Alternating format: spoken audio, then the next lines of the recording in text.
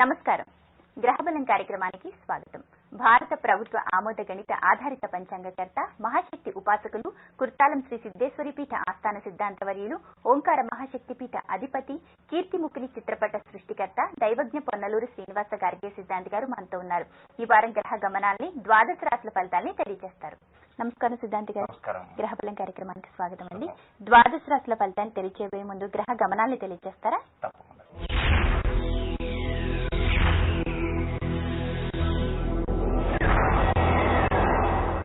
ఈ వారంలో ప్రారంభంలోనే చంద్రుడు మఖా నక్షత్రంతో ప్రారంభమై అనురాధ నక్షత్రంతో 8 నక్షత్రాల్లో సంచారం సాగిస్తున్నాడు. అంటే సింహరాశి నుంచి వృశ్చిక రాశి వరకు. ఇక మిగిలిన గ్రహ సంచారాల వివరాలకు వస్తే, వృషభ రాశిలో కేతువుతో గురువు శుక్రుడు, కర్కాటక రాశిలో రవి బుధుడు, కన్యా రాశిలో కుజశనులు సంచారం చేస్తుండగా రాహు వృశ్చిక రాశిలో ఉంటున్నాడు. ఈ వార ప్రారంభంలో మకర రాశి వారికి, వార మధ్యలో కుంభరాశి వారికి, వారాంతంలో మీనరాశి వారికి అష్టమ స్థానంలో చంద్ర సంచారం జరుగుతుంది కనుక తగు జాగ్రత్తలతో నిర్ణయాలతో ముందుకు వెళ్లాల్సిన అవసరం ఎంతైనా ఉందని గ్రహించాలి. సిద్ధాంతి గారు, మరి ద్వాదశ రాశిలో మొదటిదైన మేషరాశి వారికి ఈ వారం విద్యా అవకాశాలు ఏ విధంగా ఉండబోతున్నాయో తెలియజేస్తారా?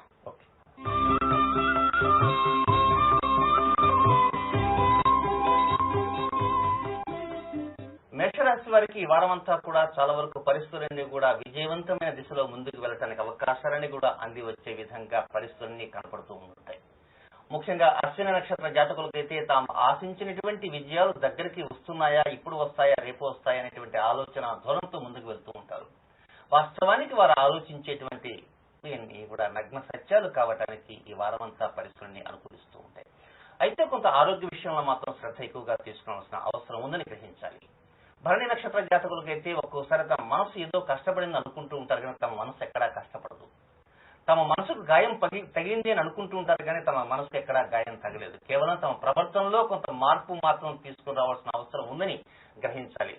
తమ ఆలోచించేటువంటి విధి విధానాల్లో తప్పు ఉందని, తమ ప్రవర్తనలో కొంత మార్పు రావాలనేటువంటి ఉద్దేశంతో కోరుకోవాలి భరణి నక్షత్ర జాతకులు. ఆ విధంగా చేసుకుంటే విజయావకాశాలు ఎక్కువగా ఉంటాయి.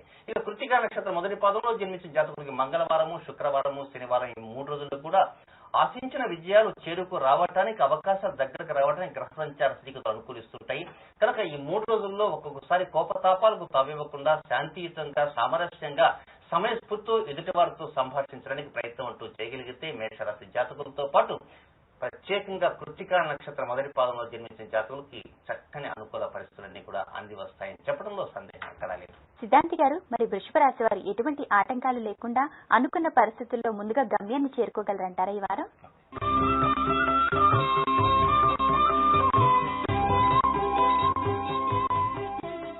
వృషభరాశి జాతకులు ఈ వారం అంతా కూడా ఆశించినటువంటి స్థాయి లభించాలని, తమ గమ్యాన్ని తాము చేరాలనేటువంటి ఆశాజనకమైనటువంటి వాతావరణం కలగాలని ఆశిస్తూ ఉంటారు. తప్పులేదు. అంటే అంతా కూడా అనుకూల పరిస్థితులు లేకుండా ప్రతికూల పరిస్థితులను వెంటాడతాయా అనేటువంటి దిశలో కూడా కొంత భయం చెందుతూ ఉంటారు. ఎక్కడా కూడా భయపడాల్సిన అవసరం లేదు. ప్రతికూల పరిస్థితులు లేకుండా మధ్యలో ప్రతికూల పరిస్థితులు ఒకవేళ వచ్చినప్పటికీ వాటి ఫలితాలు ఏమీ లేకుండా ఆ ప్రతికూల పరిస్థితులు ఎంత వేగంగా వచ్చాయో అంత వేగంగానే వెనక్కి వెళ్లే విధంగా వృషభ రాశి జాతకులు ఈ వారం ఉండబోతున్నాయి. కృత్తికా నక్షత్రం 2, 3, 4 పాదాల వారికి మంగళవారము, శుక్రవారము, శనివారం ఈ 3 రోజులు కూడా ఆశించిన విజయాలు చేరుకు రాబోతున్నాయి. అలాగే రోహిణి నక్షత్రంలో జన్మించిన జాతకులు మాత్రం బుధవారము, శనివారం ఈ 2 రోజుల్లో హాస్యంగా ఎదుటివారితో సంభాషించకండి. ఎదుటివారు సంభాషించినప్పటికీ వీలైనంత వరకు మీరు హాస్యం జోలికి మాత్రం వెళ్ళకండి. హాస్యాన్ని చాలా దూరంగా ఉంచడానికే ప్రయత్నం అంటూ చేయండి రోహిణి నక్షత్ర జాతకులు. ఆ విధంగా తగు జాగ్రత్తలు తీసుకుంటే చాలా వరకు ఆర్థిక స్థితిగతులలో కొన్ని కొత్త నిర్ణయాలు తీసుకున్న వారు అవుతారు. కొత్త నిర్ణయాలు ఇచ్చిన వారు కూడా కొంత తోడవుతారు. మృగశిర నక్షత్రం మొదటి 2 పాదాల్లో జన్మించిన జాతకులు ఈ వారం అంతా కూడా తాము తీసుకున్నటువంటి నిర్ణయాలకు మాత్రమే కట్టుబడి ఉండేలాగా ప్రవర్తిస్తూ ఉండాలి. కానీ వారం మధ్యలో తమ నిర్ణయాన్ని మార్చుకుని మరొక నిర్ణయానికి వెళ్తే మాత్రం అనుకూల పరిస్థితులు కొంత వేగంగా వెనక్కి వెళ్లే అవకాశాలు ఉంటాయి. కనుక మృగశిర నక్షత్రం మొదటి 2 పాదాల్లో జన్మించిన జాతకులు ప్రతికూల పరిస్థితులున్నా, అనుకూల పరిస్థితులున్నా మాత్రం వారి నిర్ణయాలు మాత్రం మార్చుకోకుండా ముందుకు వెళ్లాల్సిన అవసరం ఉందని మాత్రం గుడ్డిగా నమ్మాలి. ఆ విధంగా ఉంటే విశ్వాసంతో ముందుకు వెళ్ళగలుగుతుంటే అనుకూల పరిస్థితులు చాలా వస్తాయి. గమ్యాన్ని చేరటానికి వృషభ రాశి జాతకులందరికీ కూడా అవకాశాలు కూడా ఈ వారం రాబోతున్నాయి. సిద్ధాంతి గారు, మరి మిథున రాశి వారికి వారం అనుకూలతలు, ప్రతికూలతలు ఏ విధంగా ఉన్నాయో తెలియజేస్తారా?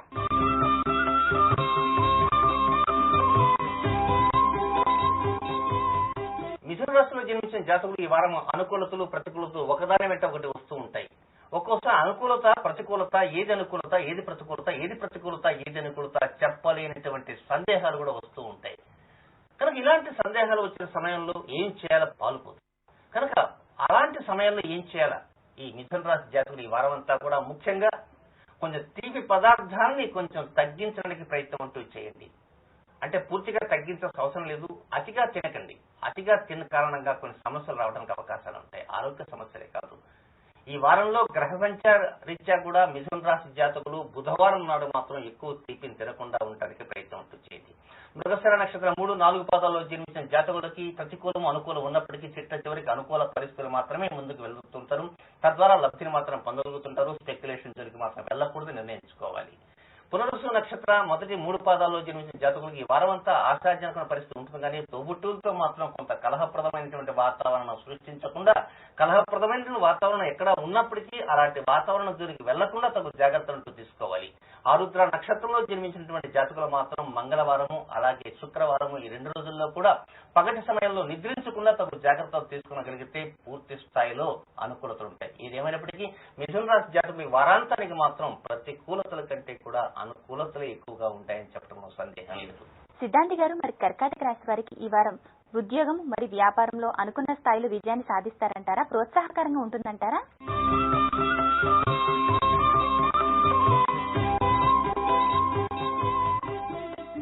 కర్కాటక రాశిలో జన్మించిన జాతకులు ఈ వారమంతా కూడా వృత్తి వ్యాపార ఉద్యోగ నిర్ణయాల్లో ఒక్కొక్కసారి తాము ఏదో పోగొట్టుకున్నామో, ఏదో నష్టపోయామో, తాము తప్పు చేశామేమో అనేటువంటి భ్రాంతి ఒకటి వెంటాడుతుంది.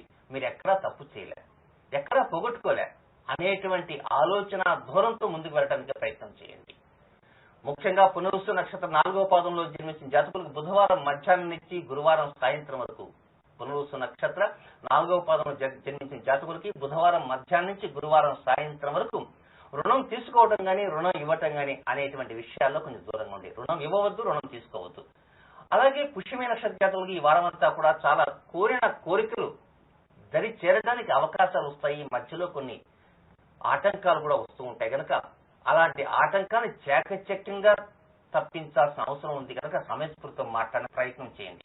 ఆశ్లేష నక్షత్రంలో జన్మించిన జాతకులకి మంగళవారం నుంచి చిట్ట చివరి శనివారం వరకు పూర్తి స్థాయిలో అనుకూలతలు ప్రతికూలతలు ఉన్నప్పటికీ అనుకూలతలు ఉంటాయి.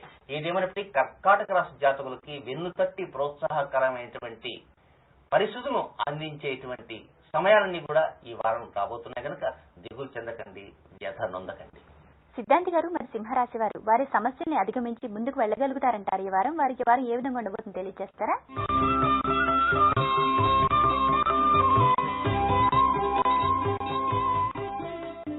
సింహరాశిలో జన్మించిన జాతకులు ఈ వారం అంతా కూడా తాము సాధించాలనేటువంటి ప్రగతి చాలా ఉంది.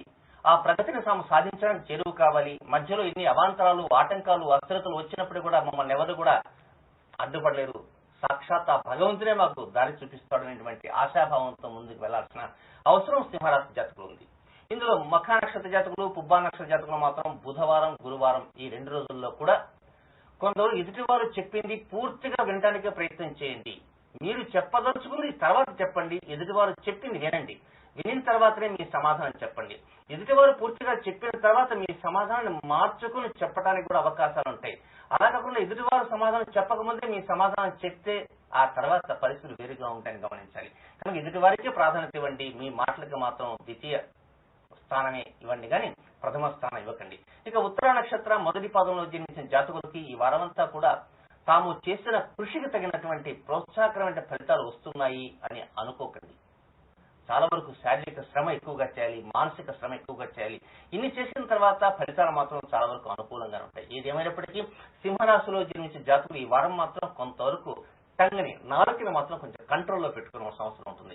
ఒకచోట ఫోన్ చేస్తూ విజయవాడలో ఫోన్ చేస్తూ గన్నవరంలో ఉన్నాను, గన్నవరంలో ఫోన్ చేస్తూ రాజమండ్రిలో ఉన్నాను అలా చెప్పకండి. తద్వారా కొన్ని సమస్యలు ఉంటాయి. అంటే వీలైనంత వరకు వాక్స్థానాన్ని కొంచెం పదిలం చేసుకోవాలి. ఎక్కడ అసత్యాలు లేకుండా చూసుకోవాల్సిన అవసరం ఉందని సింహరాశి జాతకులు బాగా గుర్తుంచుకోవాలి.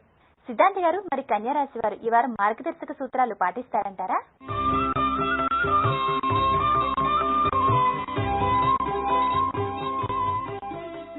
కన్యారాశి జాతకులకి ఈ వారం ముఖ్యమైనటువంటి మార్గదర్శక సూత్రాలను పాటించాలి.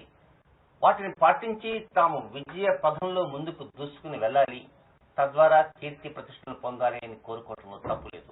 కానీ కన్యారాశి జాతకులు ఆ విధమైన నిర్ణయాలు తీసుకుంటారు, తద్వారా లబ్ధిని పొందేయడానికి అవకాశాన్ని కూడా అంది వస్తున్నాయి. ఇక ఉత్తర నక్షత్ర 2, 3, 4 పాదాల్లో జన్మించిన జాతకులకి వృత్తి వ్యాపార రంగాలలో కొన్ని కొత్త విషయాలను తెలుసుకుంటారు, కొత్త నైపుణ్యం కలిగిన వ్యక్తులతో సంభాషిస్తుంటారు, ఆశ్చర్యకరమైన విశేషాలు తెలుసుకుంటూ ఉంటారు. హస్త నక్షత్ర జాతకులు, చిత్తా నక్షత్రం మొదటి 2 పాదాల్లో జన్మించిన జాతకులు ఈ వారం అంతా కూడా వారి ఆనందానికి అవధులు ఉండవు.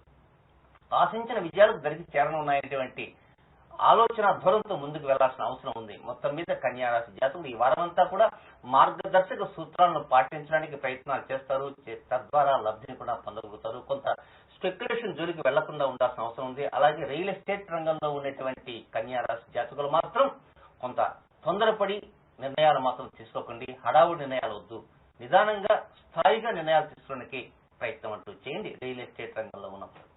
సిద్ధాంత్ గారు, మిగిలిన రాశుల యొక్క ఫలితాన్ని తెలుసుకోబోయే ముందు గ్రహబలం కార్యక్రమంలో ఒక చిన్న విరామం తీసుకున్నామండి.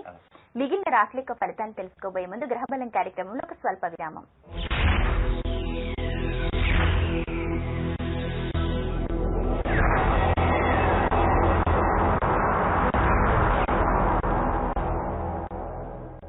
ఆధునిక వ్యవసాయ విజ్ఞానాన్ని అందించే రైతుల కరదీపిక రైతు నేస్తం వ్యవసాయ మాసపత్రిక అన్ని పేజీలు రంగుల్లో వార్షిక చందా ₹200 మాత్రమే. 9676797777. ఇది వేద గాయత్రి అగ్రహారం కేవలం బ్రాహ్మణులకు మాత్రమే. శంషాబాద్ ఎయిర్పోర్ట్ కి 15 కిలోమీటర్ల దూరం, తిమ్మాపూర్ రైల్వే స్టేషన్ దగ్గర ఆధునిక సదుపాయాలతో గేటెడ్ కమ్యూనిటీ, గాయత్రీదేవి ఆలయం, వేద పాఠశాల, వృద్ధాశ్రమం, గోశాల, కళ్యాణ మండపం, ఆరోగ్యప్రదమైన మొక్కలు, విద్యుత్ వీధి దీపాలతో నవ జీవితానికి పునాదులు వేద్దాం. రండి, నవబ్రాహ్మణ సమాజాన్ని నిర్మిద్దాం. ఫ్లాట్ ముందే రిజిస్ట్రేషన్ చేయించుకోండి. అసలు మొత్తం 100 సులభ వాయిదాల్లో చెల్లించండి. వివరాలకు 8886818181 8886717171. ఆధునిక వ్యవసాయ విజ్ఞానాన్ని అందించే రైతుల కరదీపిక రైతు నేస్తం వ్యవసాయ మాసపత్రిక అన్ని పేజీలు రంగుల్లో వార్షిక చందా ₹200 మాత్రమే. 9676797777. 2004వ సంవత్సరంలో సాయిబాబా టెంపుల్ రోడ్ లో స్థాపించబడిన స్టీల్ బిగ్ బజార్ దినాభివృద్ధి చెందుతూ మీకోసం స్టీల్, ఇత్తడి, రాగి, ప్లాస్టిక్, ఇంకా మిక్సీలు, గ్రైండర్లు, డిన్నర్ సెట్లు, ఆల్ కుకరీ ఐటమ్స్, ఒకటేమిటి ఎన్నెన్నో అన్ని రకాల గృహోపకరణాలు ఫ్యాక్టరీ రేట్లకే. నేడే విచ్చేయండి మీ ముంగిట్లో ఉన్న స్టీల్ బిగ్ బజార్ షోరూమ్ కు. Stainless steel factory showroom, steel big bazaar, Saibaba temple road, PNT colony, Dilsukhnagar, Hyderabad.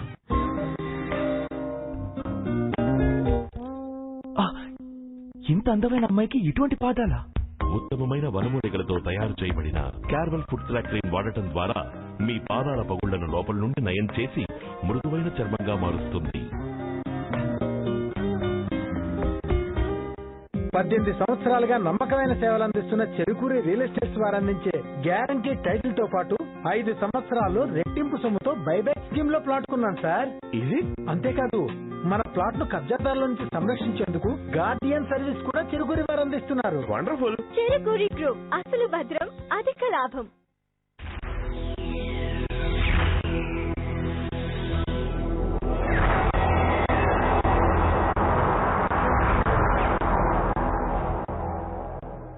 విరామం తర్వాత గ్రహబలం కార్యక్రమానికి తిరిగి స్వాగతం. సిద్ధాంతి గారు, మరి తులారాశి వారు ఈ వారం పాటించవలసిన ప్రత్యేకమైన నియమాలు ఏమన్నా ఉన్నాయంటారా?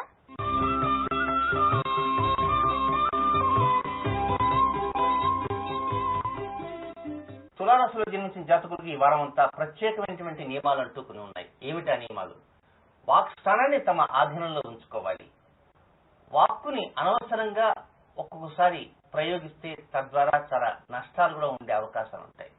అంటే ఉన్న విషయాన్ని చెప్పడంలో ప్రయోగించడం ఏమిటి అని మీరు అనుకోవచ్చు. దానికి సమయం ఉంటుంది, సందర్భం ఉంటుంది. సమయం సందర్భం లేకుండా ప్రయోగించిన కారణంగా ఒక్కొక్కసారి సమస్యలు చుట్టుముట్టి ఆ సమస్యల త్వర నుంచి బయటికి రావడానికి చాలా సమస్యలు వస్తాయి. కనుక సమస్యల మీద సమస్యలు వచ్చేదానికంటే వీలైనంత వరకు ఆ టంగని కాసేపు కట్టిపెట్టి మనము మాట్లాడకే నాలిక నీ పాటికి నువ్వు లోపలే ఉండు, బయటకు వచ్చి మాట్లాడవద్దు అని ఎప్పుడైతే ఆత్మ నుంచి మనసుకి, మనసు నుంచి బుద్ధికి సంకేతాలు వస్తాయో ఆ సంకేతాల ప్రకారమే కంట్రోల్ యువర్ టంగ్ అని మీరు అక్కడి నుంచి రావాలా. ఎప్పుడైతే ఆ నాలుకని కంట్రోల్లో పెట్టగలుగుతారో ఈ వారం అంతా కూడా అనుకూల పరిస్థితులు ఉంటాయి. ఈ వారమే కాదు, సహజంగా ప్రతి వ్యక్తికి కూడా ఆ నాలుకని ఎప్పుడైతే కంట్రోల్లో ఉంచగలిగేటువంటి శక్తి సామర్థ్యాలు పొందగలుగుతారు. పరిస్థితి అంతా కూడా ఆశాజనకంగా ఉంటుంది. కనుక తులారాశిలో జన్మించిన చిత్తా నక్షత్రం 3, 4 పాదాలు జన్మించిన జాతకులు, స్వాతి నక్షత్ర జాతకులు, విశాఖ నక్షత్ర మొదటి 3 పాదాలు జన్మించిన జాతకులు ఈ వారమంతా కూడా తమ నాలుకను తాము ఆధీనంలోనే ఉంచుకుంటూ పనులు కదపాల్సిన అవసరం ఉందని మాత్రం గుర్తుంచుకోవాలి. సిద్ధాంతి గారు, మరి వృశ్చిక రాశి వారు ఈ వారం ఆర్థిక స్థితిగతులపై పట్టు సాధిస్తారంటారా?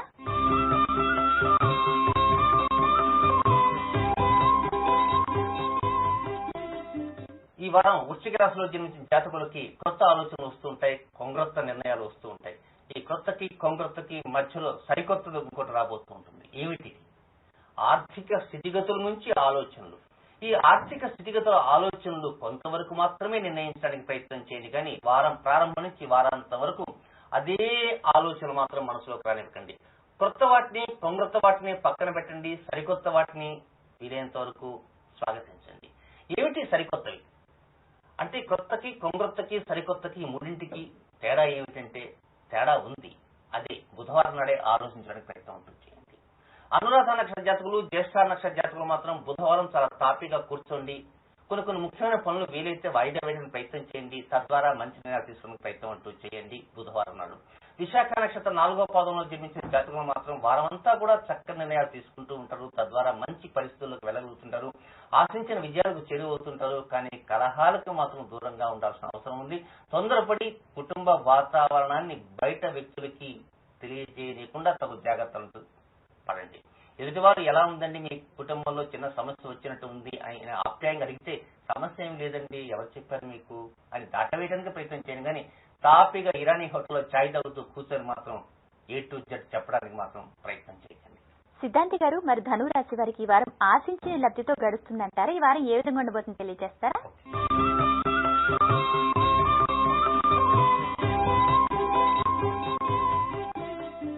ధనురాశిలో జన్మించిన జాతకులకి ఈ వారం అంతా కూడా చాలా పరిస్థితులను అనుకూలిస్తూ ఉంటాయి. మనసంతా కూడా ఎటో తిరిగి వస్తుంటుంది, ఎక్కడెక్కడో తిరిగి వస్తుంటుంది.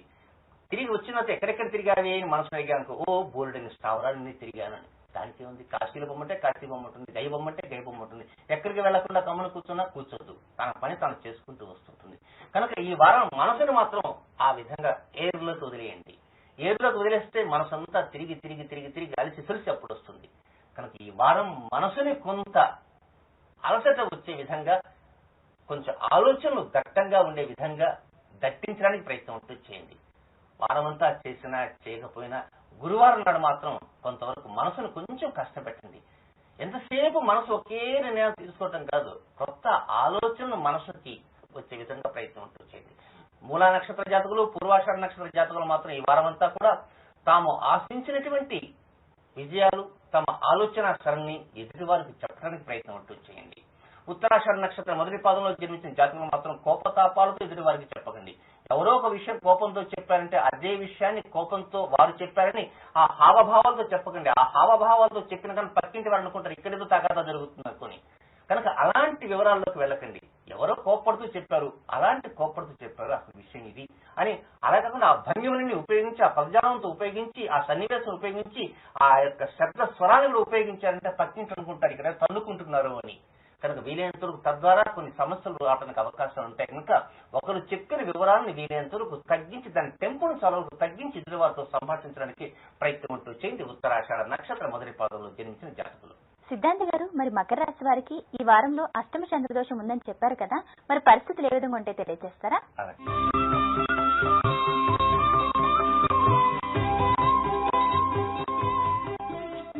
మకర రాశిలో జన్మించిన జాతకులకి 23వ తేదీ సాయంత్రం 5:38 వరకు అష్టమ స్థానంలో చంద్ర సంచారం జరుగుతూ ఉంది. కనుక ఈ అష్టమ చంద్ర సంచారం జరుగుతున్న సమయంలో ఒక్కొక్కసారి మనసంతా కూడా కొంత కకావికమైన విధంగా ఉంటుంది. కానీ కకావికం ఇప్పుడు అవుతుంటుంది, దానికోసం దిగులు చెందకండి. కానీ శ్రవణ నక్షత్ర జాతకులు, ఉత్తరాషాఢ నక్షత్రం 2, 3, 4 పాదాల్లో జన్మించిన జాతకులు మాత్రం ఎందుకే మనసా ఎందుకు కకావికలం అవుతున్నావు, కాసేపు కూర్చో సరదాగా మాట్లాడదాం అని మనసును పిలిచి కూర్చోబెట్టండి. అద్దం దగ్గర కూర్చోండి, మీ యొక్క ప్రతిబింబాన్ని అద్దంలో చూసుకోండి. ఎందుకు మనసా నీకేమిటి బాధ ఏమిటి అని మనసుని లాలించండి, పాలించండి, మాట్లాడండి. మీ మధ్య జరిగేటువంటి సంభాషణలు మూడవ కంటికి, మూడవ అంటే ఎవరుంటారు? మీరు, మీ మధ్య కనిపే ప్రతిబింబం. కనుక ఈ ఇద్దరు తప్ప మూడవ వ్యక్తి రాకుండా చూసుకుని ప్రయత్నించండి. ఆ విధంగా 23వ తేదీ సాయంత్రం 5:38 మధ్యకాలంలో తీరుబడి ఉన్న సమయంలో చేస్తూ ఉండండి. ఉత్తరాషాఢ నక్షత్ర 2, 3, 4 పాదాల వరకు శ్రవణ నక్షత్ర జాతకులు, అలాగే ధనిష్ఠ నక్షత్రం మొదటి 2 పాదాలు జన్మించిన జాతకులు మాత్రం రుణ సంబంధమైనటువంటి అంశాల మీద కొంత ఇచ్చి పుచ్చుకోవటాలు కానీ, లేకపోతే గతంలో ఇచ్చి పుచ్చుకున్న వాటి మీద వాగ్వాదాలు కానీ లేకుండా చాలా శాంతియుతంగా మాట్లాడటానికే ప్రయత్నం చేయండి. అష్టమ చంద్ర దోషం వెళ్లే లోపల ఏదేమైనా 23వ తేదీ సాయంత్రం 5:38 వెళ్లిపోతుంది కనుక 24వ తేదీ ఉదయం నుంచి ప్రశాంతమైనటువంటి వాతావరణంతో ఈ వారం అంతా గడిచిపోతుంది. అనుకూల పరిస్థితులన్నీ కూడా వస్తుంటాయి. అయితే ఒక్కోసారి బంగారం కొనాలా ఈ వారంలో అంటే కొంచెం ఆలోచించి కొనటానికే ప్రయత్నం ఉంటుంది. చేయండి మకర రాశి. సిద్ధాంతి గారు, మరి కుంభరాశి వారికి వారం మధ్యలో అష్టమ చంద్రదోషం ఉందని చెప్పారు కదా, మరి ప్రభావం ఏ విధంగా ఉంటుందో తెలియజేస్తారా?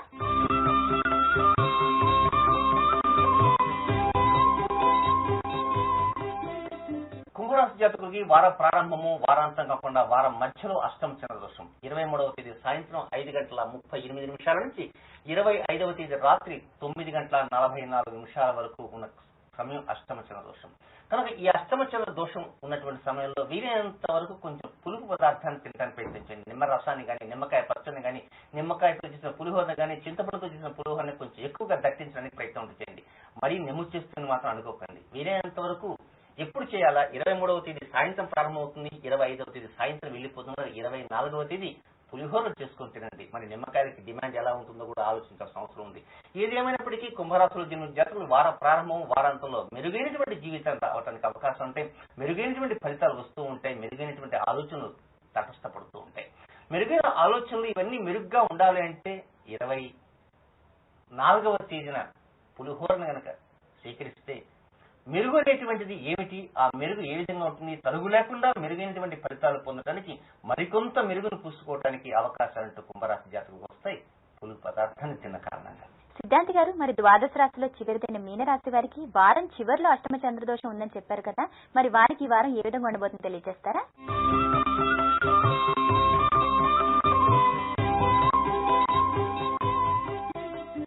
మీన రాశి జాతకులకి వార ప్రారంభంలోనూ వారం మధ్యలో కాకుండా వారాంతంలో వస్తుంది. వీరు ఏ రోజు పులుపు పదార్థాలు తినాలని ఎదురు చూస్తున్నాం. మీరేం పులుపు పదార్థాలు తినాల్సిన అవసరం లేదు.